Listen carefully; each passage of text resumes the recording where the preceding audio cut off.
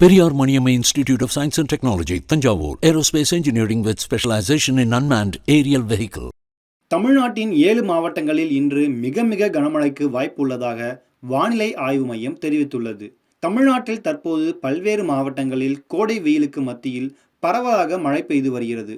தமிழகத்தின் தென் மாவட்டங்கள், தெற்கு மாவட்டங்கள் என அனைத்து இடங்களிலும் பரவலாக மழை பெய்து வருகிறது.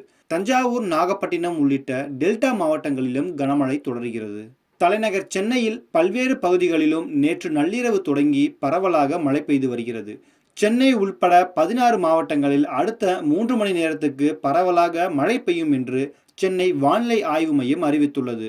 முன்னதாக நேற்று மிக கனமழை எச்சரிக்கை விடுக்கப்பட்டுள்ளதால் மழையை எதிர்கொள்ள தேவையான முன்னெச்சரிக்கை நடவடிக்கைகளை மேற்கொள்ளுமாறு கன்னியாகுமரி, விருதுநகர், தென்காசி உள்ளிட்ட 26 மாவட்ட ஆட்சியர்களுக்கு பேரிடர் மேலாண்மை துறை கடிதம் எழுதியிருந்தது குறிப்பிடத்தக்கது.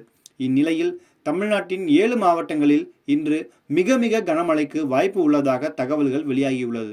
கோவை, தேனி, நீலகிரி, திண்டுக்கல், தென்காசி, நெல்லை, கன்னியாகுமரி மாவட்டங்களில் இன்று மிக மிக கனமழைக்கு வாய்ப்பு உள்ளதாக இந்திய வானிலை ஆய்வு மையம் தெரிவித்துள்ளது.